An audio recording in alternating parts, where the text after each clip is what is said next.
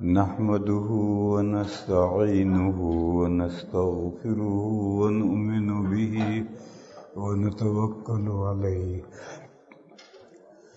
ونعوذ بالله من شرور أنفسنا ومن سيئات أعمالنا من يهده الله فلا مضل له ومن يضلله فلا هادي له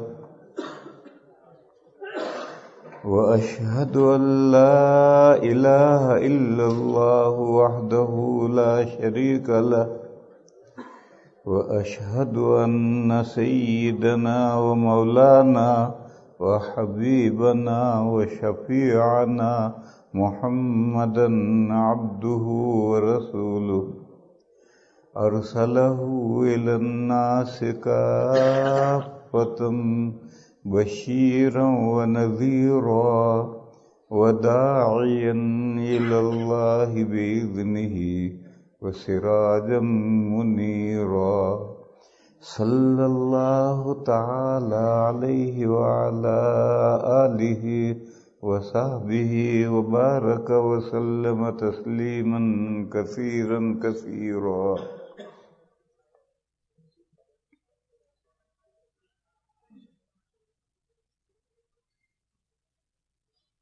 نبی پاک صلی اللہ تعالی علیہ وسلم کی دنیاوی زندگی کے آخر میں ایک دن مسجد نبوی میں مجلس ہو رہی تھی. صحابہ بیٹھے ہوئے ہیں. ایک صاحب آئے، سفید کپڑے، کالے بال، جیسے ابھی نہا کر گھر میں سے نکلے ہوں کپڑے بدل کر، اور وہ مجمع چیرتے ہوئے حضور کے سامنے آ کر بیٹھ گئے، اپنے گھٹنے حضور کے گھٹنے سے لگا کر، جیسا ویسے بے تکلف دوست ہو. اب صحابہ حیران کہ کون بندہ ہے. اگر یہ مدینہ کا ہے تو مدینہ کا آدمی تو پہچانا جانا چاہیے، اور مجمع میں سے کوئی اسے جانتا نہیں. ایشیا میں چھوٹے ٹاؤن ہو، سٹی، دہلی جیسی سٹی، میرٹھ جیسا بڑا شہر، تو وہاں کے لوگوں کو تو ہر ایک کوئی نہیں پہچانتا. لیکن ٹاؤن ہو دیوبند جیسا تو اس کو تو سبھی لوگ پہچانیں گے.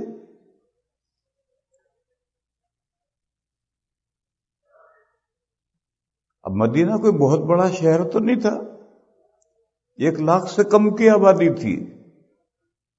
تب ایسے چھوٹے سے ٹاؤن میں ایک آدمی آیا ہے، نہا دھو کر، کپڑے بدل کر، سفید کپڑے پہن کر، کالے بال ہیں، کنگھی کر کے بیچ میں سے آیا ہے، تو کوئی نہ کوئی پہچاننے، اور کوئی پہچان نہیں رہا کہ کون بندہ آیا. جب باہر سے آیا ہے تو آج کل تو دیوبند سے چل کر ٹورنٹو تک آدمی آ جائے اور کپڑے نہ بدلنے پڑیں، ایسا ہو سکتا ہے. یہ 24 گھنٹے میں یہاں آ جائے گا. دیوبند سے کپڑے نہا دھو کر بدل کر چلے گا تو 24 گھنٹے میں ٹورنٹو پہنچے گا، اور اے سی میں آئے گا. ہر پیک، کار بھی پیک ہے، پلین بھی پیک ہے، کوئی گردہ بھی نہیں لگے گا. یہاں آئے گا جیسا وہاں سے چلا تھا ویسے ہی آئے گا. لیکن حضور کے زمانے میں ایسا تھوڑا تھا. مدینہ سے مکہ 10 دن میں پہنچتے تھے. آج کل 10 گھنٹے بھی نہیں لگتے، اس وقت 10 دن لگتے تھے. اور راستے میں ریت، مٹی اور ہوائیں، جھکڑ چلتے تھے تو برا حال ہو جاتا تھا. تو اگر یہ بندہ باہر سے آیا ہے تو ایسا صاف ستھرا کیسے ہے؟ اس کا برا حال ہو جانا چاہیے. مٹی بالوں میں، گرد و غبار مٹی لگی ہو، کپڑے مٹی مٹی ہونے چاہیے. خیر سب لوگ حیرت میں سے ہیں تو سب کی توجہ ہو گئی کہ کون بندہ ہے. پھر مجمع چیر کر حضور کے سامنے آ کر بیٹھ کر گھٹنے سے گھٹنا لگا کر بیٹھ گیا اور اس نے چار سوال پوچھے. پہلا سوال پوچھا ایمان کیا ہے؟ تو نبی پاک صلی اللہ تعالی علیہ وسلم نے فرمایا 7 چیزوں کو ماننے کا نام ایمان ہے. ان تؤمن باللہ، اللہ کو مانو، وملائکتہ، اللہ کے فرشتوں کو مانو، وکتبہ، اللہ کی کتابوں کو مانو، ورسولہ، اللہ کے رسولوں کو مانو. نبی نیچے کی حضرات ہیں، رسول اوپر کے، جیسے مولوی نیچے اور مفتی اوپر، ہائی رینج. تو جو مفتی ہوگا وہ تو مولوی پہلے بنے گا جبھی تو مفتی ہوگا، اس کے بغیر کیسے ہو جائے گا؟ بس رسولوں کو جب مانا تو نبیوں کو تو مان ہی لیا، نبی تو اس نبی کے بنے بغیر رسول بنے گا کیسے؟ تو 4 چیزیں کہا مانو. اللہ کا ماننا کیوں ضروری ہے؟ ہر آدمی سمجھ سکتا ہے، ہم اللہ کے بندے ہیں، وہ ہمارے خالق و مالک ہیں، ان کو نہیں مانیں گے تو ایمان کیسے ہوگا؟ پھر سوال ہے کہ فرشتوں کو ماننا کیوں ضروری ہے؟ فرشتوں کو ماننا اس لیے ضروری ہے کہ میں نے پہلے بھی سمجھایا تھا کہ بندہ اللہ تک ڈائریکٹ پہنچ سکتا ہے. کوئی پیر نہیں چاہیے، کوئی واسطہ نہیں چاہیے، ایمان اور عمل صالح چاہیے، کھرا ایمان. ایمان بھی آج کل گڑبڑ ہونے لگا ہے. جو اہل السنہ والجماعہ کے عقیدے ہیں یہی کھرا ایمان ہے، اور دوسرے گمراہ فرقوں کے جو عقیدے ہیں وہ رونگ ایمان ہے. تو صحیح ایمان چاہیے، صحیح عقیدے. اہل السنہ والجماعہ کے جو عقیدے ہیں وہ عقیدے ہونے چاہیے، اور پھر اس کے بعد مثبت و منفی، پازیٹو نیگیٹو پہ دونوں پہلوؤں سے نیک کام یہ کرو، ان کاموں سے بچو. یہ جو بچنا ہے زنا سے، سود کھانے سے، یہ بھی نیک کام ہے، بچنا بھی نیک کام ہے. اور نماز پڑھو، روزہ رکھو، یہ بھی نیک کام ہے. تو ایمان چاہیے، عمل صالح چاہیے، اللہ تک پہنچے گا، کوئی واسطہ نہیں چاہیے. واسطے کے بغیر پہنچ سکتا ہے، اس لفظ کو یاد رکھو، پاسبل. واسطے کے بغیر پاسبل ہے، اللہ تک پہنچا جا سکتا ہے. بس اگر راستے میں کوئی آدمی مل گیا، اس سے پوچھا مجھے فلاں جگہ جانا ہے، اس نے کہا میرا فالو کر، تو اور سہولت ہو گئی. روڈ پر ہم جا رہے تھے، اسی روڈ پہ چلتے رہیں گے تو اس جگہ پر ہم پہنچ سکتے ہیں، پاسبل ہے. راستے میں ایک مل گیا، اس نے کہا میرا فالو کر، میں بھی وہیں جا رہا ہوں.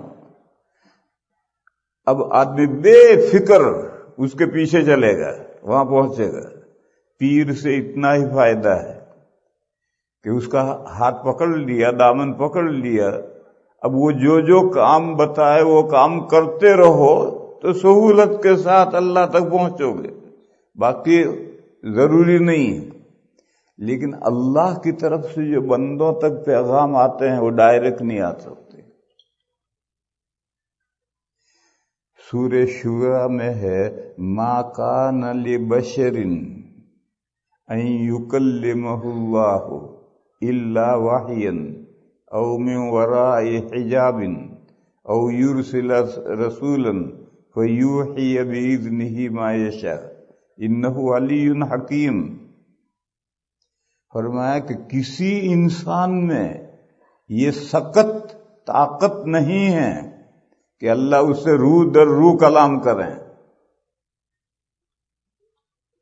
اللہ تو اللہ ہیں، ہم سورج کو ٹکٹکی باندھ کر نہیں دیکھ سکتے تھوڑی دیر میں.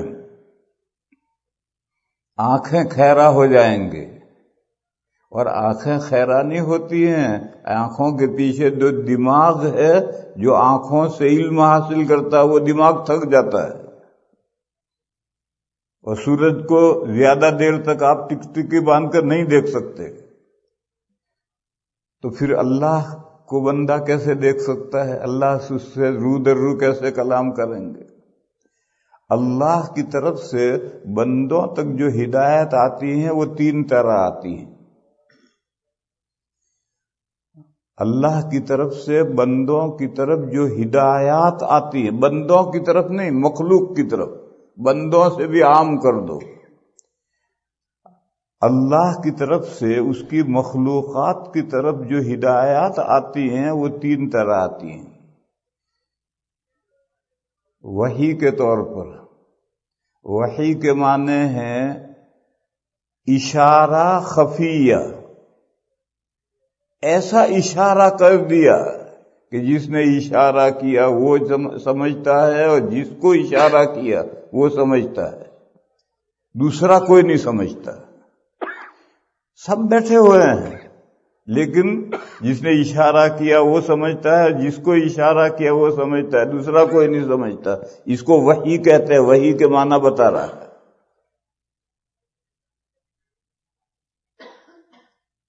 قرآن کریم میں ہے وَأَوْحَى رَبُّكَ إِلَى النَّحْلِ أَنِ اتَّخِذِي مِنَ الْجِبَالِ بُيُوتًا وَمِنَ الشَّجَرِ وَمِمَّا يَعْرِشُونَ ثُمَّ كُلِي مِن كُلِّ الثَّمَرَاتِ فَاسْلُكِي سُبُلَ رَبِّكِ ذُلُلًا۔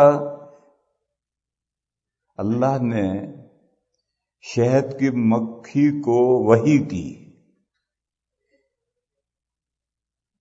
کیا وحی کی؟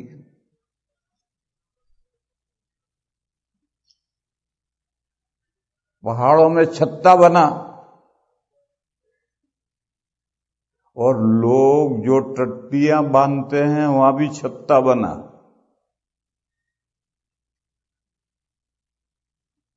جس کو شہد کی مکھیاں چھتا بنا کر اس پہ بیٹھتی ہیں، پہلے چھتا بنا۔ شہد کی مکھیاں کہاں چھتا بنائیں گے؟ پہاڑوں میں؟ یا اگر شہد کی مکھیاں پالی ہوئی ہیں تو ان کے لیے جو ٹٹیاں باندھی ہیں ان ٹٹیوں میں وہ اپنا چھتا بنائیں گے۔ چھتا بن گیا، کہا اب چل، اللہ کے راستوں پر منقاد ہو کر چل۔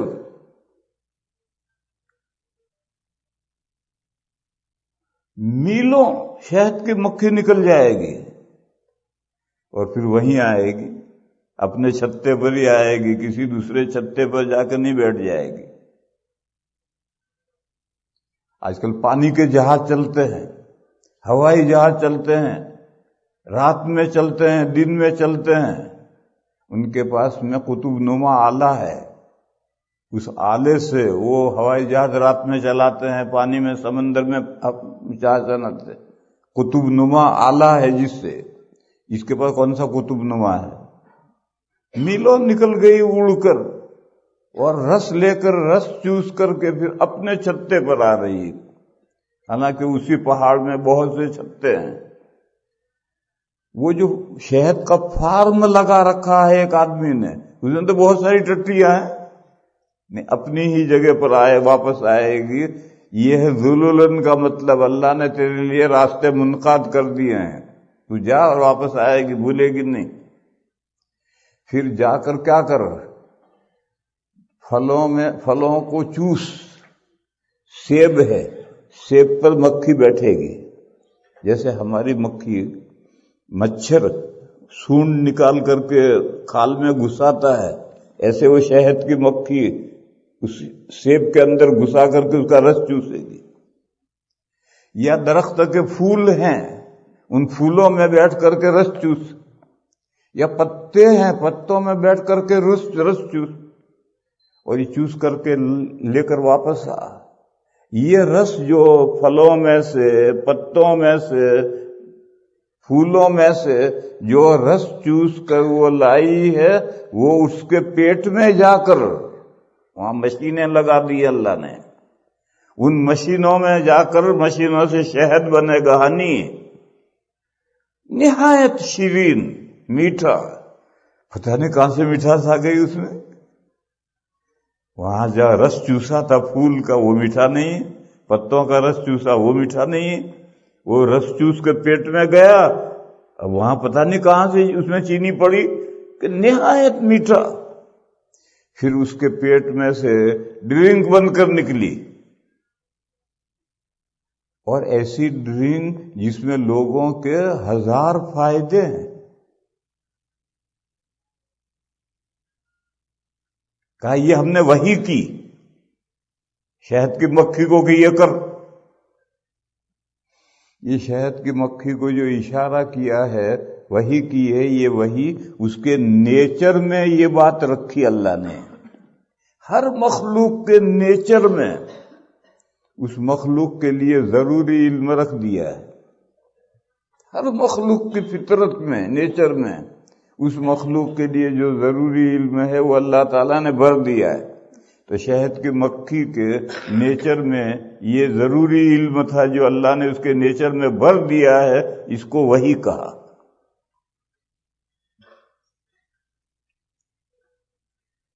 اسی طریقے پر حضرت موسیٰ علیہ السلام کی والدہ کے پاس وحی آئی کہ جب بچے کو، موسیٰ کو پالتی رہو، جب تمہیں خطرہ محسوس ہو پولیس کا، کہ پولیس کو شاید بھنک پڑ گئی ہے اور پولیس اس بچے کو ڈھونڈتی ڈھونڈتی آئے گی، بچے کو لے جا کر ذبح کرے گی، تو تم اس ایک بکس بنائیو کشتی نما، جیسے کشتی ہوتی ہے ایسا ایک بکس بنا کر کے اس میں بچے کو لٹا کر کے دریائے نیل کے حوالے کر دیے۔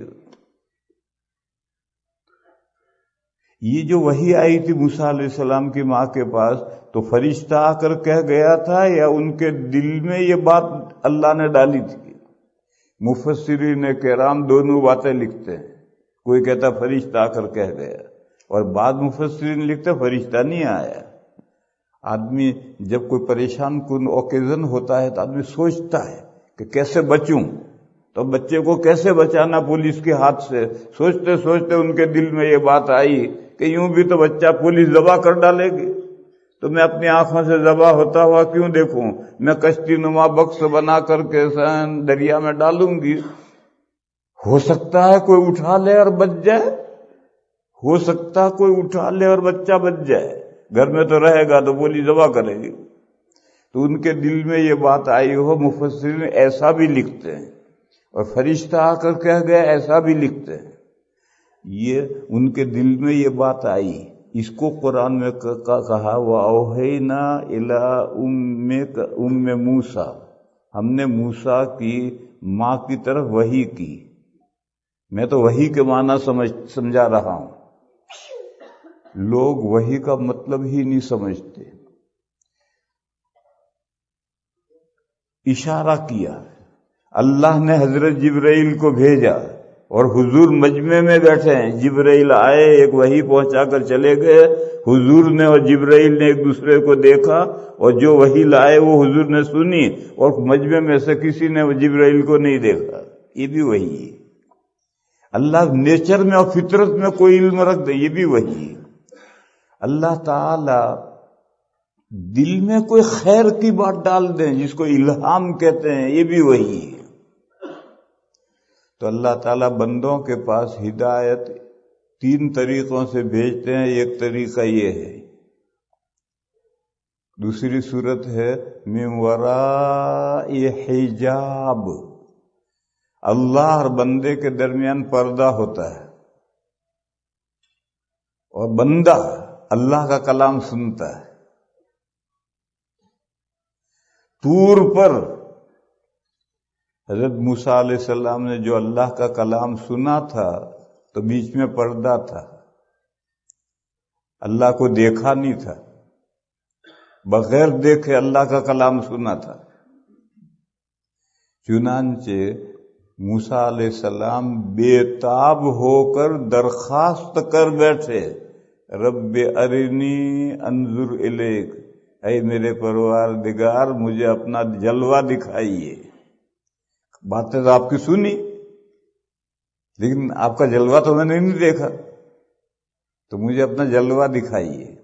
یہ جو درخواست کی ہے موسیٰ علیہ السلام نے، یہ دلیل ہے کہ حضرت موسیٰ علیہ السلام نے اللہ کو دیکھا نہیں. کیوں نہیں دیکھا؟ بیچ میں حجاب ہے، حجاب ہے، نور ہے، نور کا حجاب ہے. اور وہی نور کا حجاب درخت پر آگ کی شکل میں نظر آیا تھا. بہت دور موسیٰ علیہ السلام میدان میں سے گزر رہے ہیں، راستہ بھولے ہوئے ہیں، سخت سردی کا زمانہ ہے، اور دور پہاڑ پر آگ نظر آئی. تو نور بھی نظر آئے گا لیکن آگ زیادہ نظر آئے گی. گویا نور تیز ہو جائے گا تو آگ کی شکل اختیار کرے گا. بہرحال یہ جو درخت پر آگ نظر آئی تھی وہ آگ نہیں تھی، وہ درخت ہرا تھا، اور ہرا درخت جل رہا ہے اور جل نہیں رہا، تو وہ آگ نہیں تھی، وہ نور تھا جو شدید حالت میں ہونے کی وجہ سے آگ کی شکل میں نظر آتا تھا. دیکھو سورج غروب ہوتا ہے اور سورج افق سے نیچے چلا گیا تو اوپر سرخی ہوتی ہے. یہ سرخی سورج کی دھوپ ہے، اور سورج کی دھوپ لال نہیں ہے، سفید ہے، مگر سورج غروب ہونے کے بعد سرخ نظر آتی ہے. کیوں؟ وہ سارے دنیا سے دھوپ سمٹ کر اکٹھا ہو کر افق پر فوکس آتا ہے، تو وہ سفید نور دھوپ لال نظر آتی ہے. نبی پاک صلی اللہ تعالی علیہ وسلم معراج میں تشریف لے گئے تھے تو وہاں بھی پردے کے پیچھے سے اللہ نے سے ہم کلام ہوئے تھے. مسلم شریف میں روایت ہے، کسی نے پوچھا کہ آپ نے معراج میں اللہ کو دیکھا؟ تو حضور نے فرمایا نور انا اراہ، اللہ تو نور ہیں، میں کہاں سے ان کو دیکھتا. یہ مسلم شریف میں روایت ہے. اس روایت سے معلوم ہوا کہ معراج میں نبی پاک صلی اللہ علیہ وسلم کے ساتھ اللہ نے جو کلام فرمایا تھا وہ من ورائے حجاب، پردے کے پیچھے سے. تو دوسری صورت اللہ بندوں تک ہدایت جو بھیجتے ہیں تو دوسری صورت یہ ہوتی ہے. تیسری صورت او یرسل رسولا، یا اللہ میسنجر بھیجتے ہیں. یہ اللہ کے پاس میں سے جو میسنجر آتا ہے یہ فرشتہ ہوتا ہے، اور کوئی بھی فرشتہ آ سکتا ہے. پہاڑوں کا فرشتہ آ سکتا ہے، پہاڑوں کا ذمہ دار فرشتہ آ سکتا ہے، بارش کا ذمہ دار فرشتہ آ سکتا ہے، موت کا ذمہ دار فرشتہ آ سکتا ہے. لیکن احکام لے کر ہمیشہ حضرت جبرائیل آتے ہیں. دوسرے فرشتے آئیں گے تو دوسرے مقاصد سے آئیں گے، وہی لے کر یعنی احکام لے کر کے حضرت جبرائیل ہمیشہ آتے ہیں. تو اللہ تعالی حضرت جبرائیل کو بھیج دیں اور وہ آ کر کے وہ بات پہنچا جائیں جو اللہ کو منظور ہے کہ میرے بندے کو وہ بات پہنچے. وہ بات جو اللہ کو منظور ہے وہ فرشتہ آ کر پہنچا جائے. او یرسل رسولا فیوحی الیہ باذنہ ما یشاء.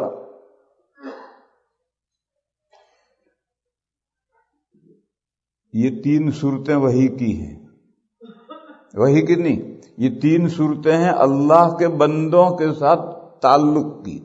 اللہ بندوں تک کوئی ہدایت بھیجنا چاہتے ہیں تو ان تین طریقوں میں سے ایک طریقے سے بھیجتے ہیں.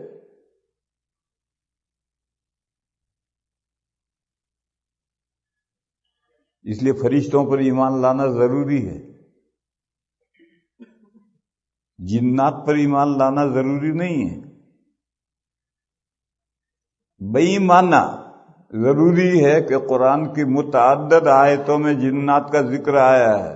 اگر کوئی جنات کو وجود نہیں مانے گا تو ان آیتوں کا انکار لازم آئے گا. اس اعتبار سے لغیرہ ہی جنات کو ماننا بھی ضروری ہے، ان کا وجود ماننا بھی ضروری ہے، لیکن فرشتوں کا وجود تو ماننا ہی ہے. کیونکہ فرشتوں کا وجود اگر آپ نہیں مانیں گے تو سوال پیدا ہوگا کہ اللہ کی ہدایات نبیوں کے پاس کیسے آئی.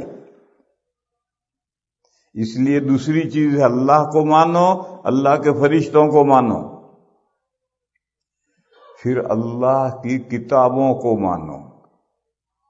کہتے ہیں بڑی کتابیں تو 4 ہیں، اور کہتے ہیں کہ ساری کتابیں 104 ہیں. یہ جو کتاب کہتے ہیں کوئی پکا ثبوت نہیں. 4 کا تو ذکر قرآن میں ہے. قرآن، تورات، زبور اور انجیل، ان 4 کا ذکر تو قرآن میں ہے. ان کے علاوہ کتابوں کا بھی ذکر قرآن میں ہے، لیکن گول گول ہے. صحف ابراہیم، حضرت ابراہیم کو جو اللہ نے کتابیں دی تھی، قرآن میں ان کا دوسری جگہ ذکر نہیں، مگر حضرت ابراہیم کو اللہ نے کتابیں دی تھی. صحف ابراہیم. تو اس لیے 4 کے علاوہ کتنی کتابیں تھیں معلوم نہیں، لیکن تھیں. جتنی بھی کتابیں اللہ نے نبیوں کو، رسولوں کو عنایت فرمایا، سب کو ماننا ضروری ہے، اور سارے رسولوں کو ماننا ضروری ہے. سب کو ماننے کی کیا ضرورت ہے؟ سب کو ماننے کی ضرورت یہ ہے کہ یہ تمام کتابیں ایک سرچشمے سے آئی ہیں. یہ تمام رسول ایک ہستی کے بھیجے ہوئے میسنجر ہیں. آج یہ رسول جو آئے ہیں حضور پاک صلی اللہ علیہ وسلم، یہ بھی اسی سرچشمے سے کتاب لائے ہیں، اور اسی اللہ نے ان کو رسول بنا کر بھیجا ہے. بس ہمیشہ جو اللہ کے رسول آتے رہے وہ بھی اللہ کے بھیجے ہوئے ہیں. جو ہمیشہ اللہ کی کتابیں اترتی رہی وہ بھی اللہ کی طرف سے ہیں. اب یہ رسول جو آئے ہیں اور اب جو قرآن لائے ہیں یہ بھی اسی سرچشمے سے آئے ہیں اور اسی ہستی کے بھیجے ہوئے آئے ہیں. ایک سیریز ہے، ایک سلسلہ ہے، ایک زنجیر ہے، اس کی کڑیاں ہیں. اس لیے ساری کتابوں کو ماننا ضروری ہے، سارے رسولوں کو ماننا ضروری ہے. اگر آپ ایک کتاب کا بھی انکار کرتے ہیں، ایک رسول کا بھی انکار کرتے ہیں، مسلمان نہیں رہے.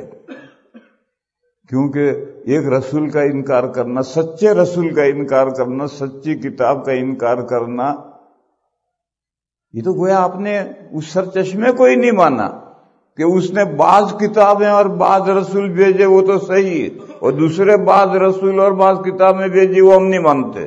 یہ کیا بات ہوئی؟ بہرحال ایمان کے لیے 4 چیزیں ضروری ہیں. اللہ پر ایمان لاؤ، اللہ کے فرشتوں پر ایمان لاؤ، اللہ کی کتابوں پر ایمان لاؤ، اللہ کے رسولوں پر ایمان لاؤ. 3 چیزیں اور ہیں. ایک ہے الیوم الآخر، لاسٹ ڈے. ہماری یہ دنیا جو ڈے ٹو ڈے چل رہی ہے، کب سے چل رہی ہے اللہ جانے، کب تک چلے گی اللہ جانے. لیکن ایک بات ماننا ضروری ہے کہ اس دنیا کا لاسٹ ڈے آئے گا، الیوم الآخر. جیسا کہ یہ ماننا ضروری ہے کہ اس کا فرسٹ ڈے تھا، کب سے چل رہی معلوم نہیں، لیکن فرسٹ ڈے تھا کہ فلاں دن سے یہ دنیا شروع ہوئی ہے اور اس کا لاسٹ ڈے آئے گا. اسی طرح سے میرے بھائیوں، اس دنیا کے ساتھ جو آخرت چل رہی ہے اس آخرت کا بھی فرسٹ ڈے ہے، قدیم نہیں ہے. فلاں دن سے آخرت شروع ہوئی ہے اور پھر آخرت کا لاسٹ ڈے آئے گا ہی نہیں. مگر ہماری یہ دنیا، اس کا فرسٹ ڈے بھی ہے اور لاسٹ ڈے بھی آئے گا. یہ ماننا ضروری ہے. ایک دن یہ دنیا ختم ہو جائے گی، لاسٹ ڈے آئے گا تو دنیا ساری ختم. یہ دنیا ادھر سے بھی فانی، ادھر سے بھی فانی، ادھر سے ہمیشہ نہیں ہے. اس کا فرسٹ ڈے ہے اور ادھر ہمیشہ نہیں رہے گی، اس کا لاسٹ ڈے آئے گا. اور آخرت کا فرسٹ ڈے ہے، فلاں وقت سے آخرت شروع ہوئی اور وہ کنٹینیو چلے گی، پھر اس کا لاسٹ ڈے ہے ہی نہیں. اور اس دنیا کا جب لاسٹ ڈے آ جائے گا تو تمام مخلوقات، مکلف مخلوقات اس دنیا سے آخرت میں ٹرانسفر کر دی جائے گی، جنتی جنت میں، جہنمی جہنم میں، اور وہ دنیا چلتی رہے گی. تو الیوم الآخر کو ماننا ہے. دوسری چیز ماننی ہے البعث بعد الموت. ہم جو مر جاتے ہیں تو یہ نتھنگ نہیں ہو جاتے، ہماری روح تو ویسی ہی باقی رہتی ہے، اس دنیا سے پاس اوے، آگے بڑھ کر چلی گئی. اور ہمارا جسم جو قبر میں ڈال دیا گیا اور مٹی بن گیا، اس بدن کو پھر دوبارہ زندہ ہونا ہے. بعث بعد الموت، موت کے بعد دوبارہ زندہ ہونا. کون؟ باڈی، ہماری باڈی دوبارہ زندہ ہوگی. یعنی ہماری یہ دنیا کا جو لاسٹ ڈے آئے گا، اور یہ دنیا ختم، مگر ہم نہیں ختم ہوں گے. ہم تو جب قیامت کا دن آئے گا تو پھر دوبارہ زندہ ہوں گے. اس کو بھی ماننا ہے، تب ایمان مکمل ہوگا، اس کے بغیر نہیں. کفار یہ نہیں مانتے. کفار یہ مانتے ہیں کہ ہم کھاتے پیتے ہیں، مر گئے، نتھنگ. ایسا نہیں، اسلام نے کہا کہ ایسا نہیں ہے. تم مرتے ہو تو مرنے کے بعد ایک نہ ایک دن تمہیں پھر زندہ ہونا ہے. وہ ایک دن ہے قیامت کا دن، اس دن تمہیں دوبارہ زندہ ہونا ہے. یہ دو عقیدے ہوئے. ایک، اس دنیا کا یوم الآخر، لاسٹ ڈے ماننا ضروری ہے کہ اس دنیا کو ختم ہونا ہے. دوسرا، جب دنیا کے ختم ہونے کا آخری دن آئے گا تو اس آخری دن میں جتنے مر گئے ہیں سب کو دوبارہ زندہ ہونا ہے. اور تیسرا عقیدہ، وہ 4 تھے، یہ 3 عقیدے اس کے ساتھ ملیں گے تو 7 عقیدے ہوں گے. تیسرا عقیدہ ہے اللہ نے مخلوق کے لیے ایک اندازہ ٹھہرایا ہے، اور ہر مخلوق کے لیے الگ الگ اندازہ ٹھہرایا ہے. اس کو ماننا ضروری ہے. لفظ تقدیر کے معنی ہیں اندازہ، اور یہ لفظ قرآن کریم میں آیا ہے. سورہ فرقان کی 2 آیت میں ہے، الذی لہ ملک السماوات والارض ولم یکن لہ شریک فی الملک ولم یکن وخلق کل شیء فقدرہ تقدیرا. اللہ نے ہر چیز بنائی. وخلق کل شیء، اللہ کے علاوہ کوئی خالق نہیں ہے، تمام چیزیں اللہ ہی نے بنائی ہیں. وخلق کل شیء فقدرہ تقدیرا، بس ہر چیز کا علیحدہ علیحدہ اندازہ ٹھہرا ہے. یہی تقدیر ہے. اور یہ جو حدیث شریف جو میں بیان کر رہا ہوں اس میں ہے والقدر خیرہ وشرہ من اللہ تعالی. بھلی بری تقدیر، بھلی بری، لوگ تقدیر کو ہی نہیں سمجھتے اور پھر بھلی بری کو بھی نہیں سمجھتے اور بغیر سمجھے پریشان رہتے ہیں. تو تقدیر کے معنی تو میں نے بتلائے اور قرآن کی آیت بتلائی، وَخَلَقَ كُلَّ شَيْءٍ فَقَدَّرَهُ تَقْدِيرًا. اللہ نے ہر چیز بنائی اور ہر چیز کا علیحدہ علیحدہ اندازہ ٹھہرا ہے. اور حدیث میں جو ہے کہ بھلی بری تقدیر پر ایمان لانا ضروری ہے. بھلی بری کا کیا مطلب؟ بھلی بری کا مطلب ہے مفید مضر.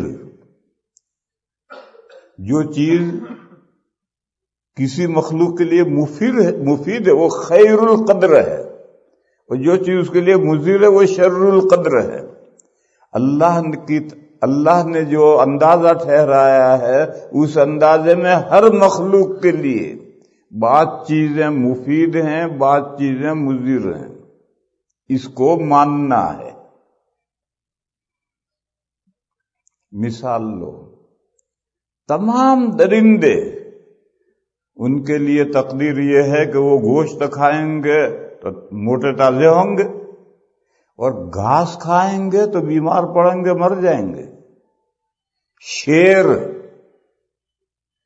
شکار مار کر کھائے گا، موٹا تازہ ہوگا، اور وہ ہرن اس کو ملا کہاں ہے؟ گھاس کے اندر ہرن ملا ہے، ہرن مار کے کھائے گا موٹا تازہ ہوگا، گھاس کھائے گا تو بیمار پڑے گا، مر جائے گا۔ یہ اللہ کی تقدیر ہے، اس کے لیے گوشت مفید ہے اور گھاس مضر ہے۔ چرندے، چرنے والے، وہ گھاس کھائیں گے، موٹے تازے ہوں گے، اور اگر ان کے سامنے گوشت ٹوکرا بھر کے رکھ دو تو بھینس نہیں کھائے گی، اور کھائے گی بھی تو بیمار ہو کر مرے گی۔ یہ ایک اندازہ اللہ کا ٹھہرایا ہوا ہے کہ چرند کے لیے یہ، پرند کے لیے یہ، پرندے ہوتے ہیں، درند کے لیے یہ، درندوں کے لیے یہ مفید ہے، یہ مضر ہے، پرندوں کے لیے یہ مضر ہے، یہ مفید ہے، جانوروں کے لیے یہ مفید ہے، یہ مضر ہے۔ یہ جو اللہ نے اندازہ ٹھہرایا ہے اسی کا نام تقدیر ہے۔ لفظ تقدیر کے معنی پلاننگ، لفظ تقدیر کے معنی ہے انگریزی میں پلاننگ، اور اردو میں ترجمہ ہے اندازہ۔ ہر مخلوق کے لیے جو اللہ نے اندازہ ٹھہرایا ہے یہ تقدیر ہے، اور کیا چیزیں مفید ہیں یہ اچھی تقدیر ہے، اور کیا چیزیں نقصان پہنچانے والی ہیں یہ بری تقدیر ہے۔ اب انسان پر آؤ،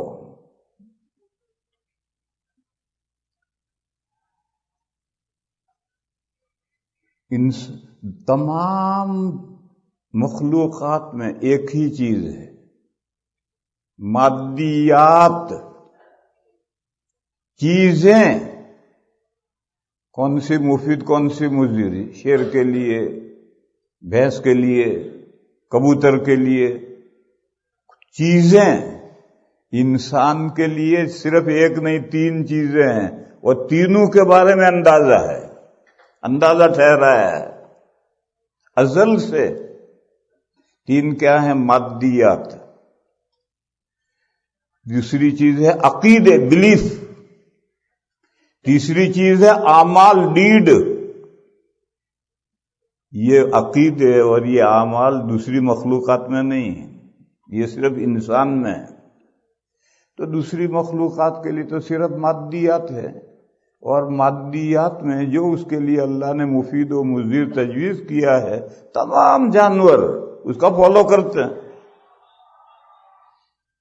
اور انسان کے لیے مادیات میں بھی اندازہ ہے۔ تجربے سے انسان جانتا ہے کہ گھی، کریم، بالائی، میلائی یہ مفید ہے، تو پیسے خرچ کر کر کے لاتا ہے اور کھاتا ہے تاکہ فیٹ مین بنے، اور پھر جب فیٹ مین بن جاتا ہے تو پھر پریشان ہو جاتا ہے۔ پہلے تو چاہتا ہے کہ میں فیٹ مین بنوں، اور جب بن جاتا ہے تو پھر روتا ہے کہ میں بہت موٹا ہو گیا، موٹا ہو گیا۔ کھوٹا ہو گیا تو بھائی، موٹا ہو کر کھوٹا ہو گیا۔ پہلے سے تو نے کیوں خیال نہیں رکھا؟ پہلے تو کریم خوب اڑاتا تھا، اور زہر اور سنکھیا کے پاس میں اگر ہوش و حواس درست ہیں تو کوئی قریب بھی نہیں پھٹکتا۔ وہ جانتا ہے زہر کھاؤں مروں گا۔ یہ جو مادیات کے سلسلے میں اللہ کا اندازہ ہے انسان کے لیے، انسان جز رسی کے ساتھ اس کو فالو کر رہا ہے، اس کو پتہ چل جائے کہ یہ چیز میرے لیے مفید ہے تو ہزاروں روپے خرچ کر کے اس کو حاصل کرے گا، استعمال کرے گا۔ اور اس کو ذرا بھنک پڑ جائے کہ فلاں چیز میرے لیے مضر ہے، اس کے قریب بھی نہیں پھٹکے گا۔ تو مادیات کے سلسلے میں تو ہر انسان اللہ کی تقدیر کا فالو کر رہا ہے، جو اللہ نے ازل سے ٹھہرا دیا ہے کہ یہ چیزیں مفید، یہ چیزیں مضر، اسی طرح سے میرے بھائیوں اسی طرح سے عقیدوں کے سلسلے میں بھی تقدیر ہے۔ صحیح عقیدے ہیں، غلط عقیدے ہیں۔ صحیح عقیدے اپنانے ضروری ہیں، غلط عقیدوں سے بچنا ضروری ہے۔ یہی بھلی بری تقدیر ہے۔ بھلی تقدیر اپناؤ، بری تقدیر سے بچو۔ صحیح عقیدے، اللہ ایک ہے، کائنات کا وہی مالک ہے، کائنات کا وہی رب اور پروردگار سسٹینر ہے، یہ صحیح عقیدے ہیں۔ اور پیدا کرنے والے دو ہیں، خیر کے پیدا کرنے والے یزداں ہیں، شر کے پیدا کرنے والے اہرمن ہیں، جیسا کہ مجوسی کہتے ہیں۔ خدا تین ہیں، ٹرینٹی، تین کا مجموعہ خدا ہے، فادر، سن اور ہولی اسپرٹ، یہ تین مل کر ایک خدا ہیں، 3 in 1، 1 in 3، چکر، پورا چکر، 3 in 1، 1 in 3۔ ہندو کہتے ہیں کروڑوں خدا ہیں، کوئی حد و حساب نہیں ہے، اتنے خدا ہیں۔ کمیونسٹ کہتے ہیں no mind behind this kind ورسل، نو مائنڈ بیہائنڈ دس ورسل یونیورسل، اس عالم کے پیچھے کوئی دماغ ہے ہی نہیں، یہ سارا عالم آٹومیٹکلی چل رہا ہے، فٹافٹ جا رہا ہے۔ اب یہ طرح طرح کے عقیدے ہیں، یہ سب رونگ ہے، جہنم میں لے جانے والے عقیدے ہیں۔ اور یہی ایک عقیدہ اللہ الہ الا اللہ، یہی ایک عقیدہ ہے جو جنت میں لے جائے گا۔ اب کوئی پوچھے کہ بھئی وائی بلیف چاہیے، اس کا بھی عقیدہ ہے، اس کا بھی عقیدہ ہے، ہر ایک کا اپنا اپنا عقیدہ ہے۔ نہیں، اللہ کی تقدیر ہے کہ یہ عقیدہ لا الہ الا اللہ جنت میں لے جائے گا، اور یہ دوسرے عقیدے جہنم میں لے جائے گا۔ اس کو ماننا ہے، اللہ کی تقدیر پر ایمان لانا ہے۔ وائی فائی کچھ نہیں،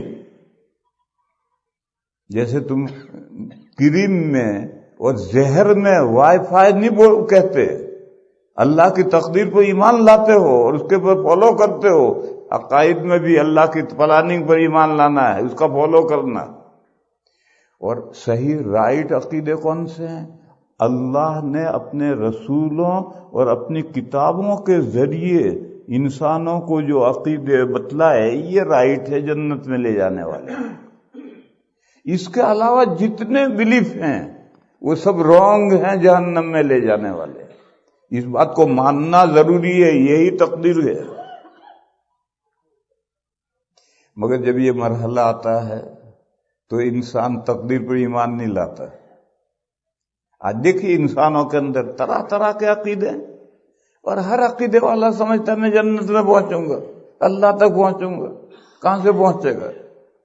زہر کھا کر کے بھی تو جیے گا، تیرے عقیدے ہی جہنم والے ہیں، تو کہاں سے جنت میں اور اللہ تک پہنچے گا؟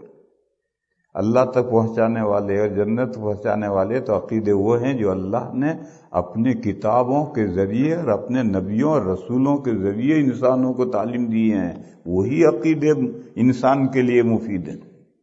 اعمال میں آؤ، اعمال میں بھی پلاننگ ہے۔ دیکھو نکاح اور زنا دونوں ایکول ہیں، نکاح میں بھی میاں بیوی راضی، زنا میں بھی زانی زانیہ راضی، رضامندی کے بغیر تو زنا ہوتا نہیں۔ اور ہماری ایشیا میں زبردستی بھی زنا ہوتا ہے، یہاں تو ہوتا ہی نہیں، ورنہ جیل میں جاتا ہے۔ رضامندی ضروری ہے، تو رضامندی ہو گئی تو زنا اور نکاح میں کوئی فرق نہیں۔ مگر اللہ کی کتاب اور اللہ کا دین کہتا ہے کہ نہیں، نکاح نکاح ہے، وہ باعث اجر و ثواب ہے، اور زنا اللہ کو نہایت ناپسند ہے۔ وائی فائی کچھ نہیں، یہ اللہ کی تقدیر ہے، اللہ کی پلاننگ ہے، اندازہ ہے، اس اندازے پر ایمان لانا ہے اور نکاح کر کے زندگی گزارنی ہے، زنا سے بچنا ہے۔ قتل ناحق اور قتل باحق، ایک شخص نے دوسرے کو جان بوجھ کر کے غلط قتل کر دیا تو اسلامی شریعت میں اس قاتل کو قصاصاً قتل کیا جاتا ہے، یہ قتل باحق ہے۔ اور ایک اس نے خواہ مخواہ گولی ماری، یہ قتل ناحق ہے۔ قتل ناحق میں اور قتل باحق میں کیا فرق ہے؟ کوئی بھی فرق نہیں۔ قتل باحق میں جلاد آتا ہے، تلوار مارتا ہے، گردن الگ کر دیتا ہے، یہ اب کرسی پر بٹھاتے ہیں، بٹن دبا دیتے ہیں، جل گیا، اور گولی مارتا ہے وہ بھی اسی طرح مرتا ہے۔ لیکن نہیں، ایک فرض ہے، قتل عمد میں قاتل کو قصاصاً قتل کرنا فرض ہے، اور ناحق قتل کرنا مومن کو اتنا بڑا گناہ ہے، سورہ نساء میں ہے کہ وہ ہمیشہ رہے گا جہنم میں، خالدن فیہا۔ دونوں ایکول نظر آ رہے ہیں، یہ قتل اور یہ قتل دونوں ایک جیسے نظر آ رہے ہیں، لیکن اللہ نے یہ تو اس کو فرض کیا، اس کو ایک بڑا گناہ قرار دیا، یہ تقدیر ہے، پلاننگ ہے۔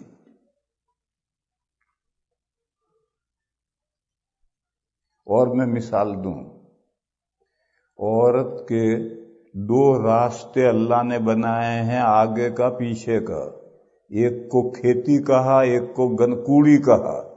عورت کا آگے کا راستہ اس کو کھیتی کہا اور پچھلے راستے کو کوڑی کہا۔ دونوں راستوں کے بیچ میں 1 انچ کا بھی ڈفرنس نہیں ہے، دونوں راستے ملے ہوئے ہیں، مگر اس راستے میں اپنی حاجت پوری کرنا یہ ثواب کا کام ہے، اور اس راستے میں اپنی حاجت پوری کرنا سب سے بڑا لعنت کا کام ہے۔ بیوی کی بات کہہ رہا ہوں، مردوں کی نہیں بات کہہ رہا، بیوی کی بات کہہ رہا۔ بیوی کے لیے، بیوی میں 2 راستے اللہ نے بنائے اور دونوں ساتھ ساتھ ہیں۔ ایک کھیتی ہے جہاں آدمی بیج ڈالتا ہے تو بچہ پیدا ہو کر آتا ہے، دوسرا راستہ اس کے بالکل جسٹ کلوز دوسرا راستہ بنا ہے جو کوڑی ہے، گندگی نکلتی اس میں سے۔ اس راستے میں آدمی اپنی ضرورت پوری کرے تو ثواب کا کام ہے، اس راستے میں اپنی ضرورت پوری کرے تو بہت بڑا گناہ ہے۔ یہ کفار وہ کہتے وائے اس راستے میں ضرورت پوری کرو، اس راستے میں ضرورت پوری کرو، دونوں برابر ہیں۔ ان کے لیزبینیا اور گے اور پھے پتہ نہیں کیا کیا سب صحیح ہے۔ یہ جو کفار کے یہاں ہیں وہ تقدیر کو نہیں مانتے، اور ہم تقدیر مانتے کہ نہیں، یہ جو آگے کا راستہ ہے اس سے اپنی ضرورت پوری کرو، یہ بہت بڑا ثواب کا کام ہے۔ اور یہ پیچھے کا راستہ ہے، چاہے تمہاری بیوی ہے لیکن یہ پیچھے کا راستہ ہے، یہ حرام ہے، یہ وہاں ضرورت پوری کرو، اتنا بڑا گناہ ہے۔ اور جو تقدیر نہیں مانتے ان کے یہاں سب درست ہے۔ میں تو مثالوں سے فرق سمجھانا چاہتا ہوں کہ 2 چیزیں یکساں نظر آ رہی ہیں، 2 قتل یکساں نظر آ رہے ہیں، زنا اور نکاح یکساں نظر آ رہے ہیں، یہ 2 راستے بالکل ساتھ لگے ہوئے ہیں، لیکن اللہ نے کہا نہیں، ایک مفید ایک مضر۔ پہلے راستے سے اپنی صحبت کرو گے ثواب ملے گا، دوسرے راستے سے بہت بڑا گناہ ہوگا۔ بھلی بری تقدیر میں سمجھا رہا ہوں، اللہ کی پلاننگ ہے، افعال میں، مادیات میں، عقیدوں میں، اور افعال کرنے اور نہ کرنے کے کاموں میں بھی اللہ کی پلاننگ ہے۔ اس پلاننگ کو ماننا ضروری ہے، اس کا فالو کرنا ضروری ہے، اسی کا نام بھلی بری تقدیر ہے۔ یہ بھلی بری اللہ کے لیے بھلی بری نہیں ہے، اللہ کے تعلق سے بھلی بری نہیں ہے، یہ مخلوقات کے تعلق سے بھلی بری ہے۔ شیر کے لیے گھاس مضر ہے، گوشت مفید ہے، یہ بھلی بری تقدیر ہے۔ انسان کے لیے یہ عقیدے مفید، یہ عقیدے مضر، یہ اعمال مفید، یہ اعمال مضر۔ مادیات میں گھی مفید، زہر مضر، یہی بھلی بری مخلوقات کے تعلق سے مفید اور مضر کا مطلب بھلی بری تقدیر، ورنہ اللہ کے اعتبار سے تو کوئی چیز بری نہیں ہے، ہر چیز بھلی ہی بھلی ہے۔ اس پر ایمان لانا ضروری ہے۔ بس تقدیر کا مسئلہ اتنا ہے.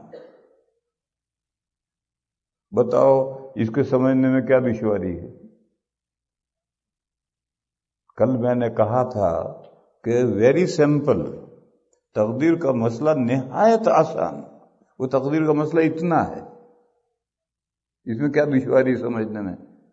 شہری بھی سمجھ سکتا ہے، دیہاتی بھی سمجھ سکتا ہے، بڑا بھی سمجھ سکتا ہے، چھوٹا بھی سمجھ سکتا ہے، پڑھا لکھا بھی سمجھ سکتا ہے، بے پڑھا لکھا بھی سمجھ سکتا ہے، ہر آدمی سمجھتا ہے. اور قرآن میں ہے وَخَلَقَ كُلَّ شَيْءٍ، كُلَّ شَيْءٍ، انسان صرف نہیں، وَخَلَقَ كُلَّ شَيْءٍ فَقَدَّرَهُ تَقْدِيرًا. اللہ نے ہر چیز پیدا کی اور ہر چیز کے لیے علیحدہ علیحدہ اندازہ ٹھہرایا ہے. یہ جو علیحدہ علیحدہ اندازہ ٹھہرا ہے یہی تقدیر ہے. اس کی تفصیل تو کل کریں گے، آج آگے بڑھو، حدیث سناؤں. پھر ان 7 باتوں کو ماننے کا نام ایمان ہے. جب حضور نے یہ جواب دیا تو وہ بندہ جو آیا تھا اور جس نے پوچھا تھا اس نے کہا صدقتا، آپ نے صحیح جواب دیا ہے، یو آر رائٹ. اب صحابہ سرپرائز، حیران کہ بھئی عجیب آدمی ہے، سوال کر رہا ہے، سوال کرنے کا مطلب یہ کہ نہیں جانتا.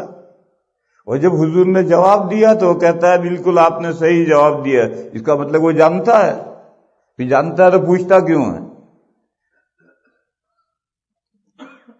خیر اس نے اگلا سوال کیا کہ مل اسلام، اسلام کیا ہے؟ تو نبی پاک صلی اللہ تعالی علیہ وسلم نے فرمایا 5 کاموں کا نام اسلام ہے. ایمان تو ہے بلیف، اور یہ اسلام ہے ڈیڈ. 5 کاموں کا نام اسلام ہے. پہلا کام، دنیا میں جو بندے توحید و رسالت محمدی کو نہیں مانتے ان کے پاس جاؤ اور ان کے سامنے گواہی دو کہ میں گواہی دیتا ہوں، آئی وٹنس، کہ معبود صرف ایک ہے، اس کے علاوہ کوئی معبود نہیں. اور حضرت محمد مصطفیٰ صلی اللہ علیہ وسلم اللہ کے لاسٹ میسنجر ہے، اس کی بھی میں وٹنس، گواہی دیتا ہوں. یہ جا کر 2 گواہیاں دو ان بندوں کے سامنے جو یہ 2 عقیدے نہیں مانتے. یہ پہلا عمل ہے، شہادت اللہ الہ الا اللہ وانی رسول اللہ. دیکھو شہادت، گواہی کورٹ میں دی جاتی ہے، آپس میں کوئی گواہی نہیں دی جاتی ہے. کورٹ میں قاضی کے سامنے جب ایک آدمی دعویٰ کرتا ہے کہ فلاں زید کے پاس جو گھر ہے میرا ہے، زید سے پوچھا، وہ کہتا ہے نہیں، غلط کہتا ہے. تو اب مدعی سے کہ گواہ لا، تو وہ گواہ لائے گا تو یہ جو زید ہے جو انکار کرتا ہے اس کی موجودگی میں یہ گواہی دے گا. اس کی غیر حاضری میں گواہی نہیں ہو سکتی. وہ گواہی دیں گے کہ اس کے پاس جو زید کے پاس گھر ہے وہ اس کا ہے، یہ گواہی دیں گے. تو منکر کے سامنے گواہی دی جاتی ہے. یہ زید جو گھر کا منکر ہے کہ گھر میرا ہے، یہ مدعی کا نہیں ہے، اس منکر کے سامنے گواہی دی جاتی ہے. بس دنیا میں جتنے لوگ ان 2 عقیدوں کے منکر ہیں، پہلے عقیدے کے منکر سب نہیں ہیں. جوئش، ان کا عقیدہ بالکل اسلام کا اور جوئش کا عقیدہ پہلا عقیدہ ایک لا الہ الا اللہ، وہ بھی کہتے لا الہ الا اللہ. ابھی میں لندن میں پورے یورپ کا جو بڑا ربائی ہے اس سے میں ملاقات کرنے کے لیے گیا تھا. تو میں نے اس سے پوچھا کہ تمہارے عقیدے کیا ہیں؟ اس نے پورے عقیدے مجھے لکھ کر دیے انگریزی میں، اس کا میں نے ترجمہ کروایا، میرے پاس ہیں. تو اللہ تعالیٰ کے تعلق سے ان کے جو عقیدے ہیں بالکل جو اسلام کے عقیدے وہی ہیں، کوئی ایک ذرا بھی فرق نہیں ہے.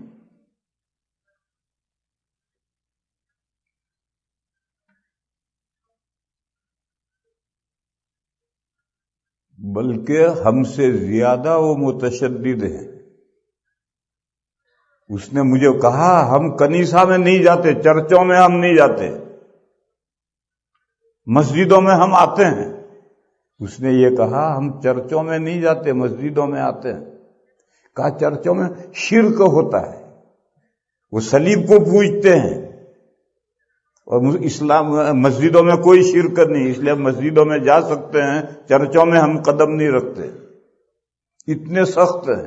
اور ہم تو جاتے ہیں، چرچوں میں بھی جاتے ہیں، مندر میں بھی جاتے ہیں. بدھسٹوں کا جو ہوتا ہے وہاں بھی جاتے ہیں. ہم یہ سمجھتے ہیں یہ ان کے شرک ہے، ہمیں کیا لینا ہے. وہ نہیں، وہ کہتے ہم چرچوں میں قدم نہیں رکھتے. باقی جوئش کے علاوہ دنیا میں کوئی نہیں ہے جو پہلا عقیدہ سیم جیسا اسلام مانتا لا الہ الا اللہ، اس طرح سے پہلا عقیدہ مانتا ہو کوئی نہیں. عیسائی بھی 3 خدا ہیں، ہندوؤں کے یہاں کروڑوں خدا ہیں، فنگیوں کے یہاں بدھا خدا ہے، کمیونسٹ کے یہاں کوئی خدا نہیں ہے. یہ سب منکرین ہیں، لا الہ الا اللہ کے منکرین ہیں. ان کے پاس جاؤ اور گواہی دو کہ میں گواہی دیتا ہوں، یعنی میرا عقیدہ یہ ہے کہ اللہ کے علاوہ کوئی معبود نہیں ہے. یہ بات اس کے سامنے بیان کر دو بس. اس سے نہیں کہنا تو مان لے، یہ نہیں کہنا، اس کے سامنے اپنا عقیدہ ظاہر کرو. اور جو دوسرا عقیدہ ہے محمد الرسول اللہ، اس کو تو جوئش بھی نہیں مانتے، اور کوئی بھی نہیں مانتا اسلام کے علاوہ. لہذا یہ محمد الرسول اللہ یہ تو ہر ایک کے سامنے کہنا ہے کہ آج سے 1400 سال پہلے مکے میں ایک شخصیت پیدا ہوئی جن کا نام پاک محمد تھا، جن کے ابا کا نام عبداللہ تھا، جن کے دادا کا نام عبد المطلب تھا. وہ اللہ کے آخری رسول اور پروفٹ ہیں.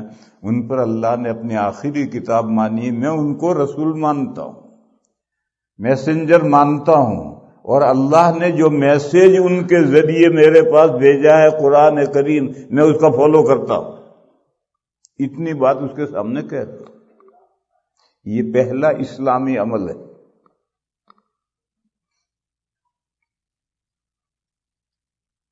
مگر میرے بھائیوں،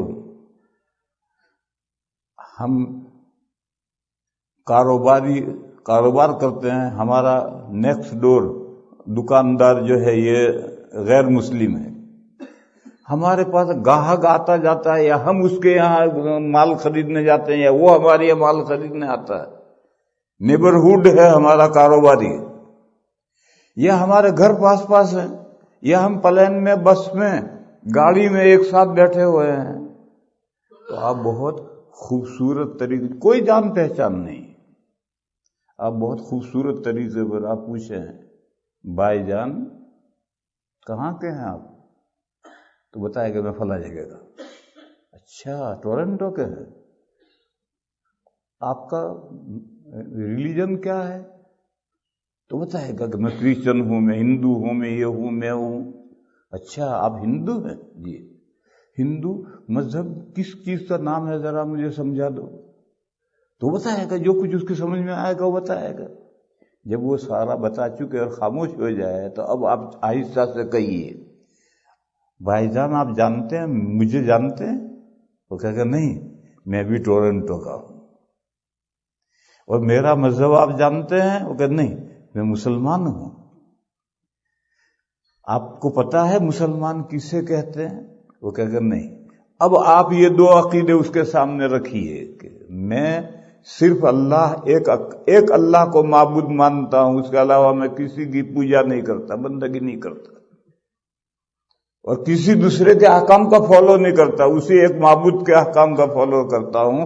اور آج سے 1400 سال پہلے ایک ہستی پیدا ہوئی تھی، میں ان کو اللہ کا رسول مانتا ہوں، اور ان کے ذریعے سے جو اللہ نے میسیج ہم انسانوں کے پاس بھیجا ہے قرآن کریم، میں اس کو اللہ کی کتاب مانتا ہوں، میں اس کا فالو کرتا ہوں.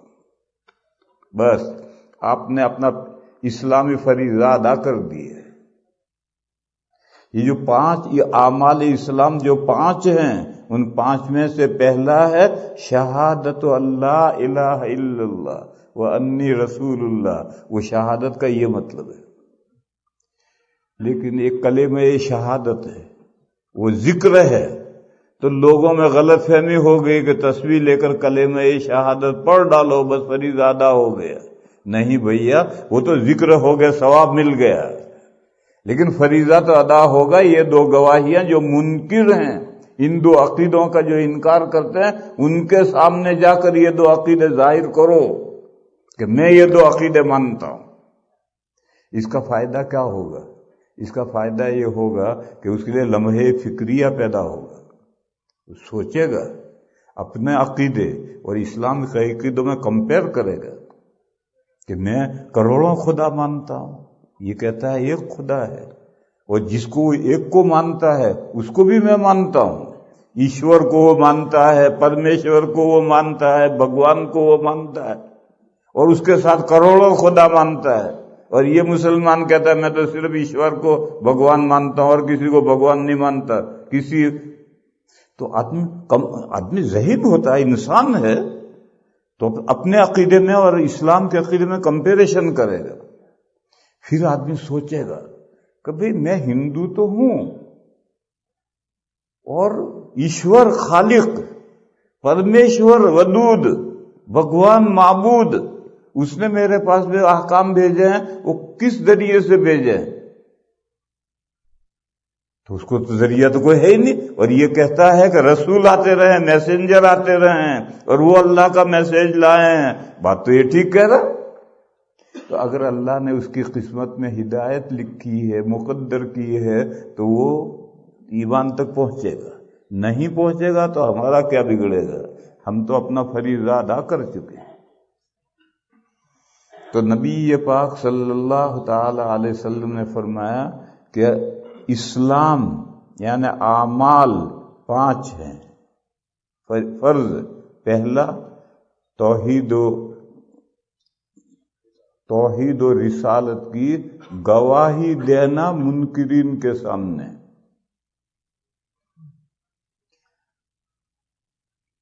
جو کورٹ میں جب اس نے دعویٰ کیا کہ گھر میرا ہے، زید نے انکار کیا، اب گواہ جو گواہی دیں گے وہ اتنا ہی تو کہیں گے کہ ہم یہ جانتے ہیں کہ یہ گھر اس کا ہے۔ اب آگے اس کا ماننا نہ ماننا ان گواہوں کے اختیار میں نہیں ہے، اور فیصلہ کرنا نہ کرنا وہ تو جج کرے گا۔ ان کا کام اپنی گواہی دینا ہے کہ ہم جو جانتے ہیں وہ یہ جانتے ہیں کہ یہ گھر اس کا ہے۔ بس غیروں کے سامنے یہ 2 عقیدے آپ کھول کر سمجھا دیں، بس اس کا نام شہادت دے دیا آپ نے، اتنا ہی ہماری ذمہ داری ہے۔ اب مسلمان اسلام کا اس پہلا عمل ہی چھوڑ دیا۔ سالوں ہمارے یہاں ایک ہندو نوکر رہتا ہے، مگر ہم اس نوکر کو بٹھا کر کبھی نہیں سمجھاتے کہ بھئی تو ہندو ہے، ہندو کس کو کہتے ہیں؟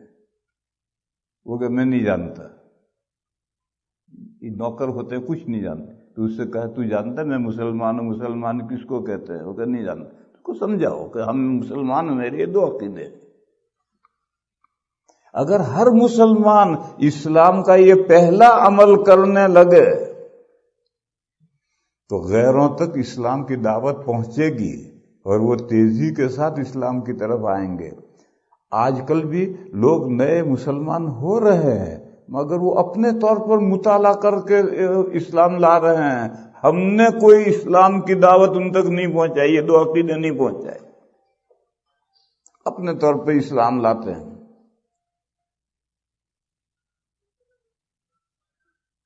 دوسرا عمل نماز قائم کرنا، تیسرا عمل زکوٰۃ ادا کرنا، چوتھا عمل روزے رکھنا رمضان کے، 5واں عمل بیت اللہ کا حج کرنا۔ یہ 4 عمل آگے اور ہیں۔ انسان کے پاس میں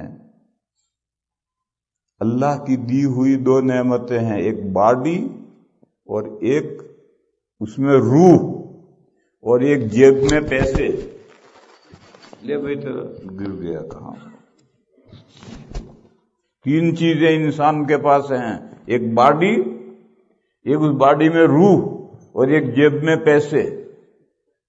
یہ جو اللہ نے تجھے باڈی دی ہے اس کا حق ادا کر.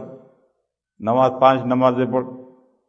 یہ جو 5 نمازیں ہیں یہ اللہ نے جو ہمیں جسم دیا ہے اس کا شکریہ ہے، اور شکریہ ادا کرتا رہے گا تو یہ باڈی درست رہے گی. اب ہندوؤں نے یوگا شروع کیا ہے، ایک ایکسرسائز ورزش شروع کی یوگا. وہ ہندو بھی مانتے ہیں کہ مسلمانوں کی نماز اس یوگا سے بہتر یوگا ہے.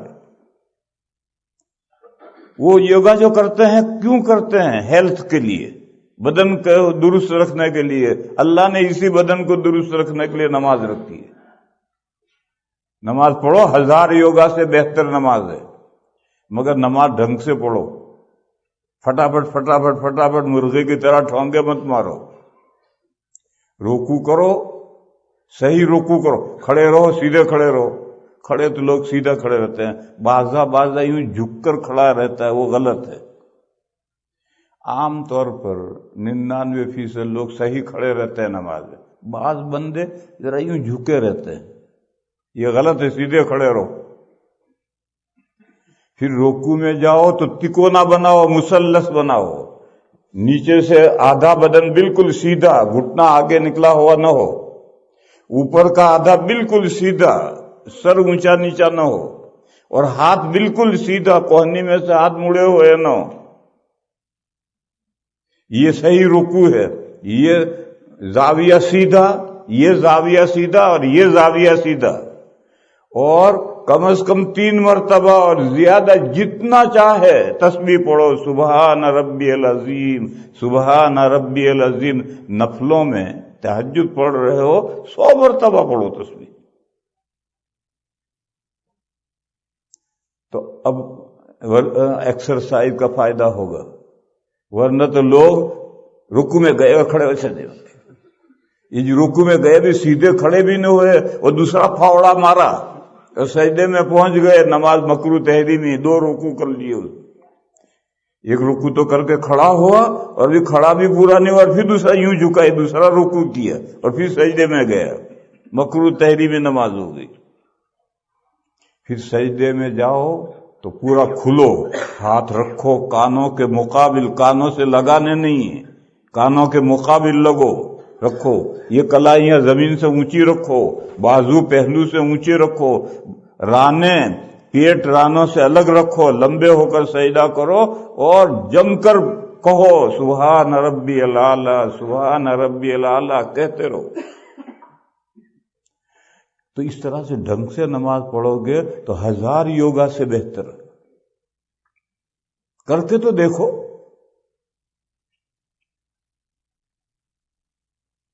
اور انسان کے اندر جو روح ہے، اس روح کی پاکیزگی کے لیے روزے ہیں.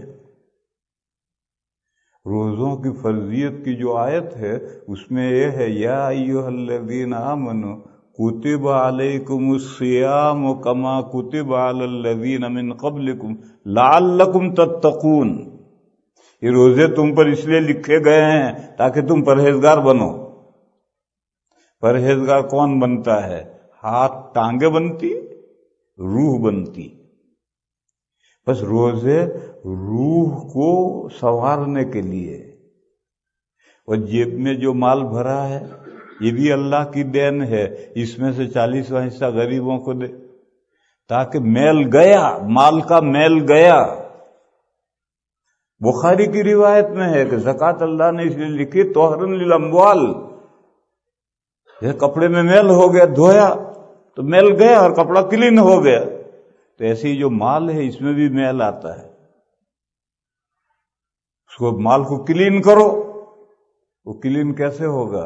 اندر سے 40واں حصے جو زکوٰۃ ہے غریبوں کا وہ نکالو، باقی مال کلین ہو گیا. تو میں تو یہ سمجھا رہا کہ نماز باڈی کی تندرستی کے لیے، بدن کی تندرستی کے لیے، اور روزہ روح کی تندرستی کے لیے، اور زکوٰۃ مال کی تندرستی کے لیے. یہی 3 چیزیں ہمارے پاس ہیں. دوسری مخلوقات ان کے پاس صرف باڈی ہے، ان کے پاس ہمارے جیسی روح بھی نہیں ہے، اور ان کے پاس بیلنس تو ہے ہی نہیں. اور پھر ہم اللہ کے بندے ہیں، ہمارا جی چاہتا اللہ کے گھر جائیں. اللہ سے ہر مومن بندہ وصل الہی چاہتا ہے، اللہ سے ملنا چاہتا ہے، اللہ کے گھر ملاقات کے لیے جانا چاہتا ہے. تو اس دنیا میں اس کے لیے ایک اسمبلی پوائنٹ بنایا ہے مکے میں کعبہ شریف. جاؤ حج کرو، اللہ کا گھر وہ ہے، جا کر اللہ سے مل کر آؤ. وہ پوری دنیا کے لیے وہ اسمبلی پوائنٹ ہے. ساری دنیا میں لوگ، ظاہر ہے کہ اللہ تک وہ تو مرنے کے بعد جنت میں پہنچنے کے بعد اللہ سے ملنا اور دیدار ہوگا. ابھی تو وہ نہیں ہو سکتا. لہذا کچھ نہ کچھ تو چاہیے، دال دلیا تو چاہیے. وہ دال دلیا مکے میں اسمبلی پوائنٹ بنا ہے، اللہ کا گھر، کعبۃ اللہ، بیت اللہ. جاؤ وہاں کا حج کر کے آؤ، وہاں کا جا کر آؤ، گویا ہم اللہ کے گھر جا کر آئے. یہ حج اس لیے ہے کہ ہر بندہ چاہے گا کہ اپنے معبود سے ملے، پہنچے، اس کے گھر پہنچے. اور اس دنیا میں نہیں پہنچ سکتا تو جتنا پہنچ سکتا ہے اتنا انتظام کیا ہے اور حج رکھا ہے. بہرحال نبی پاک صلی اللہ علیہ وسلم نے فرمایا کہ ان 5 کاموں کا نام اسلام ہے. توحید و رسالت محمدی کی گواہی دو، نماز کا اہتمام کرو، زکوٰۃ ادا کرو، مہینے رمضان کے روزے رکھو، اور بیت اللہ کا حج کرو اگر تم وہاں پہنچ سکتے ہو. تو اس بندے نے کہا صدقت، آپ نے صحیح کہا. اب صحابہ پھر حیرت میں بھی پوچھ رہا ہے اور حضور جواب دے رہا ہے، تو کہتا اوکے. پھر اس نے تیسرا سوال کیا، مل احسان. احسان آپ حضرات عربی نہیں جانتے. احسان حسن سے ہے. حسن کے معنی تو جانتے ہو تم، خوبی، بیوٹی. اور احسان اس سے باب افعال ہے، کسی چیز کو عمدہ بنانا. تو اس بندے نے پوچھا کہ جو آپ 5 اعمال اسلام ہیں ان کو ہم شاندار بنانا چاہیں، نماز شاندار پڑھنا چاہیں، روزہ، زکوٰۃ، حج شاندار کرنا چاہیں تو کیسے کریں؟ مل احسان. تو نبی پاک صلی اللہ تعالی علیہ وسلم نے فرمایا اعمال کو شاندار بنانے کے 2 طریقے ہیں. ایک ہائی کلاس، مگر وہ ہر ایک کے بس میں نہیں. دوسرا لوور کلاس، جو ہر ایک کے بس میں ہے. لیکن ہائی کلاس ہے، ادنا درجے کا طریقہ ادنا ہے. باقی 2 طریقے اگر تم عبادت شاندار بنانا چاہتے ہو، اعمال، نماز، روزہ، زکوٰۃ، حج، شہادتیں، اس کو شاندار بنانا چاہتے ہو تو ایک طریقہ تو یہ ہے، گویا کی لاگ رکھ کر. حضور نے فرمایا عبادت اللہ کو دیکھتے ہوئے کرو. درسگاہ میں استاد بیٹھا ہے، اب سب بچے بیٹھے ہیں، استاد کو دیکھ رہے ہیں تو واقعی پڑھیں گے، ڈونگ نہیں کریں گے کہ استاد سامنے بیٹھا ہے. اب ہم اس دنیا میں اللہ کو تو دیکھ نہیں سکتے، تو گویا کی لاگ رکھی. لاگ نہیں سمجھتے آپ ذرا، یہ اردو کا لفظ ہے. ہمیں کیواڑ میں ایک کیل ٹھوکنی ہے، تو اگر کیواڑ میں کیل رکھ کر کے یوں پھر تو کیواڑ ہلے گا، تو بڑھے ہی پیچھے بسولا پکڑے گا اور ادھر سے بھی ٹھوکے گا. اس کو یوں دبائے گا اور ادھر سے ٹھوکے گا. یہ جو پیچھے سے بسولا پکڑا ہے اس کو لاگ رکھنا کہتے ہیں. اگر لاگ رکھے بغیر کیل ٹھوکے گا تو کیواڑ ہلے گا، وہ جائے گی نہیں ڈھنگ سے. اور پیچھے بسولا پکڑ رکھا دبا کر کے، تب ٹھوکتا جائے گا، بھی چلی جائے گی. تو لاگ رکھنے کا مطلب میں سمجھا رہا ہوں. تو گویا کی لاگ رکھی، اور گویا کی لاگ رکھ کر کہا کہ اللہ کی عبادت اس طرح کرو کہ تم دیکھ رہے ہو. فرمایا ان تعبد اللہ کأنک تراہ، عبادت کر تو اللہ کی، گویا تو اللہ کو دیکھ رہا ہے. گویا، یہ گویا کی لاگ رکھی ہے، کیونکہ حقیقت اللہ کو دیکھ نہیں سکتا کوئی، لیکن گویا کے درجے میں تو ہو سکتا ہے. یہ ہائی کلاس ہے،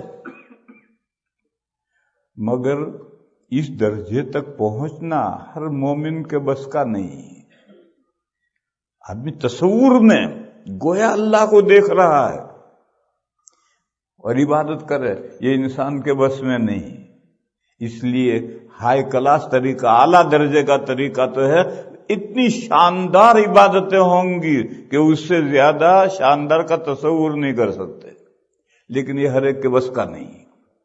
اور دوسرا طریقہ ہر ایک کے بس کا ہے، وہ یہ ہے کہ ہر مومن کا یہ عقیدہ ہے کہ اللہ مجھے دیکھ رہے ہیں. اپنا اس عقیدے کو تازہ کرو ذہن میں، اور ذہن میں تازہ کر کے اب نماز پڑھو، روزہ رکھو، زکوٰۃ دو، حج کرو. اللہ مجھے دیکھ رہے ہیں، میں نہیں دیکھ رہا، اللہ مجھے دیکھ رہے. تو مسلمان کا عقیدہ ہے. بس جب اس عقیدے کو تازہ کر کے، یہ دوسرا طریقہ ہے نیچے درجے کا، اور ہر ایک کو حاصل ہے. لہذا اس عقیدے سے عبادت کرو، اس عقیدے کو ذہن میں حاضر کرو کہ اللہ مجھے دیکھ رہے ہیں، میں نماز پڑھ رہا ہوں، شاندار نماز ہو. اللہ مجھے دیکھ رہے ہیں، میں زکوٰۃ دے رہا ہوں، شاندار دینا ہوگا. تو حضور نے فرمایا یہ دو طریقے ہیں عبادتوں کو شاندار بنانے کے، یہ دو طریقے ہیں. ایک ہائی کلاس ہے مگر وہ ہر ایک کے بس کا نہیں ہے، اور ایک لوور کلاس ہے جو ہر ایک کے بس کا ہے. ہائی کلاس یہ ہے کہ گویا تم اللہ کو دیکھ رہے ہو، اس طرح عبادت کرو. اور چھوٹا نیچے کا طریقہ یہ ہے کہ اللہ مجھے دیکھ رہے ہیں، اس عقیدے کو حاضر کر کے عبادت کرو، شاندار عبادتیں ہوں گی. پھر اس کے بعد اس نے چوتھا سوال کیا، یہ جو ہمارا ایمان ہے اور ہمارے اعمال ہیں، یہ کس لیے ہے؟ آخرت کے لیے. ایمان بھی آخرت کی کامیابی کے لیے ہے، اعمال بھی آخرت کی کامیابی کے لیے. اور آخرت کب آئے گی؟ قیامت آئے گی، اس کے بعد آئے گی. قیامت قائم ہوگی، اس کے بعد جنتی جنت میں پہنچیں گے. لہذا قدرتی سوال ہوا کہ ہم نے 5 اعمال کیے اور اللہ کو دیکھتے ہوئے کیے، یا اللہ ہمیں دیکھ رہے ہیں اس عقیدے کے ساتھ کیے، تو اب یہ بتاؤ قیامت کب آئے گی؟ متسا، یہ چوتھا سوال اس نے کیا، قیامت کب آئے گی؟ حضور نے فرمایا، اس بندے سے کہا، اس معاملے میں جتنا آپ جانتے ہیں اتنا میں جانتا ہوں. آپ جانتے ہیں قیامت بالیقین آئے گی، میں بھی جانتا ہوں قیامت بالیقین آئے گی. اور آپ نہیں جانتے کہ قیامت کب آئے گی، تو میں بھی نہیں جانتا قیامت کب آئے گی.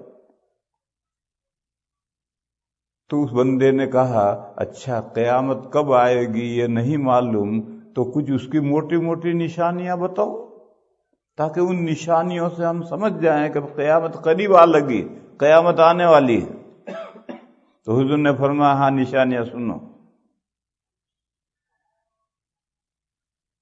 باندی، اس زمانے میں باندیاں ہوتی تھی، جو جنگوں میں غلام، جو قیدی پکڑے جاتے تھے تو مرد غلام اور عورتیں باندی بنا دی جاتی تھی، اور باندی بمنزلے بیوی کے ہوتی تھی، اور جو احکام بیوی کے ہیں وہی باندی کے احکام ہوتے تھے. تو فرمایا کہ باندی اپنے انتلے دل امت و ربتہا، اپنی سیٹھانی کو جنے. باندی اپنی سیٹھانی کو جنے. ایک تو بیوی، اور بیوی سے کم درجہ باندی. پھر باندی سے جو اولاد ہوگی وہ اس کے مولا کی اولاد ہے تو آزاد ہوگی، وہ باندی نہیں ہوگی. تو ایک آدمی کی باندی ہے، اس کو مولا اس سے صحبت کرتا ہے، اس سے لڑکی پیدا ہوئی. اب یہ لڑکا لڑکی جو پیدا ہوں گے آزاد ہیں. اب وہ دیکھیں گے کہ میرا ابا اس کی ماں کے ساتھ کیسے برتاؤ کرتا ہے، باندی کے طرف برتاؤ کرتا ہے، تو یہ بیٹا بیٹے بڑے ہو کر یہ بھی اسی طرح سے برتاؤ کریں گے. یہ بیٹی سیٹھانی بن گئی اور وہ اپنی ماں پر وہی احکام جاری کر رہی جو اس کا باپ کر رہا تھا. دیکھو میرے بھائیو، سمجھو، جو گھر میں ماں باپ کرتے ہیں، لڑکا لڑکی وہی سیکھتے ہیں. ہر وقت ماں اور باپ لڑتے رہتے ہیں، تو بیٹی جو دوسرے کے گھر جائے گی وہ بھی یہی کرے گی اپنے شوہر کے ساتھ، بیٹا جو یہ ہمیشہ دیکھتا رہتا ہے جب اس کی بیوی آئے گی تو بھی یہی کرے گا۔ آج ہم روتے ہیں، اپنے بیٹے اور بیٹیوں کے لیے روتے ہیں، مگر سوچتے نہیں ہیں کہ ہم نے جو بیج کڑوا بیج بویا ہے اس کا یہ پھل ہے۔ تو جب مولا اس باندی کے طور پر وہ سیٹھ ہے اور یہ اس کی نوکرانی ہے، تو اس کی جو لڑکی پیدا ہوئی ہے وہ بھی بڑی ہو کر باپ کی طرح سے برتاؤ کرے گی۔ تو باندی نے اپنی شیطانی جنی، یعنی اولاد نالائق ہو گئی، بیٹا نہیں بیٹی ماں پر حکم چلانے لگی، شیطانی بیٹی جنی ہے، شیطانی بنائی۔ بیٹا اگر ماں پر حکم چلائے یہ بھی عجیب بات ہے، لیکن بیٹا نہیں بیٹی ماں پر حکم چلا رہی ہے سیٹھ کی طرح۔ ایسا ناہنجار اولاد ہونے لگے جب یہ زمانہ آئے تو قیامت قریب سمجھو۔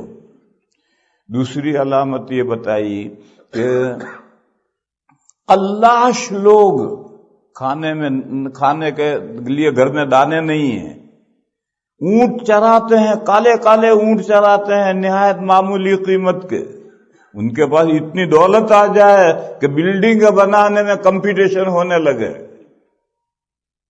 ایسے معمولی لوگوں کے پاس اتنی دولت آ جائے تو سمجھ لو قیامت قریب ہے۔ یہ دو علامتیں حضور نے بتلائی۔ اس بندے نے کہا صدقتا، آپ نے صحیح کہا، پھر وہ اٹھ کے چلا گیا، اس کو جانے دیا۔ کچھ وقت تک کے بعد حضور نے کہا وہ بندہ گیا تھا اسے بلا کے لاؤ۔ اب باہر گئے تو وہاں کوئی ہے ہی نہیں، واپس آئے گیا، اسلحہ تو نہیں ہے۔ حضور نے فرمایا جانتے ہو کون تھا؟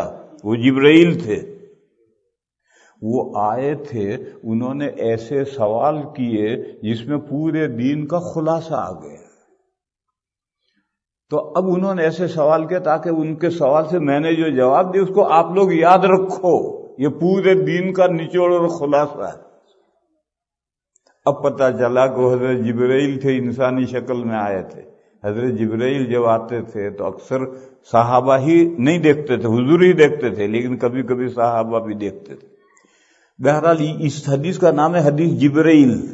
جبرائیل نے سوال کیے تو حدیث جبرائیل اس کا نام ہے، اور اس میں تقدیر کا ذکر آیا ہے کہ تقدیر کو ماننا ضروری ہے، لہذا کل بتائیں گے کہ تقدیر اندازہ اس کا کیا مطلب ہے۔ اور وہ تو میں نے سمجھا دیا، تقدیر ایک اندازہ ہے، ہر مخلوق کے لیے تقدیر ہے، اندازہ ہے۔